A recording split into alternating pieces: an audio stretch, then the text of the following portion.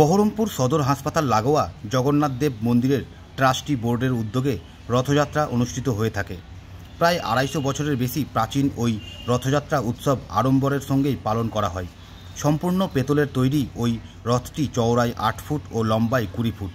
Trustee বোর্ডের নিজস্ব জমি, বাড়ি ও মন্দিরের প্রণামী থেকেই রথযাত্রার সমস্ত খরচ বহন করা হয়।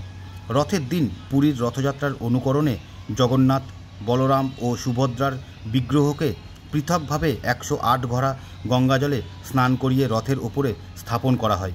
এবছরও তার ব্যতিক্রম হয়নি। এদিন সকাল ৯টা নাগাদ রথযাত্রা অনুষ্ঠিত হয়। জগন্নাথ দেবের মন্দির প্রাঙ্গণ থেকে আমাদের প্রভু জগন্নাথ, দাদা বলরাম, সুভদ্রা মহারানীকে নিয়ে রথে রয়েছেন। আপনারা সকলে রথের রশি টানুন, রথকে এগিয়ে নিয়ে যেতে সহযোগিতা করুন। কত নম্বর বাড়ি?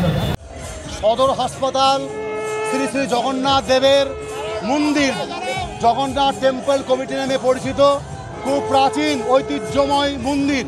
প্রতি বছরের মতন এবারও জগন্নাথ দেবের রথ শহর পরিক্রমা করছে। পুরীর নিয়ম মেনেই আমাদের সমস্ত অনুষ্ঠান ধর্ম চলছে।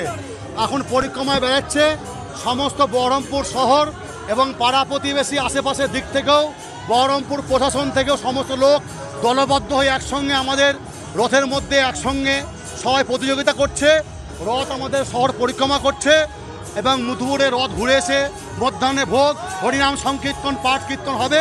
এইভাবে সারাদিন অনুষ্ঠান আমাদের চলছে। কত বছর?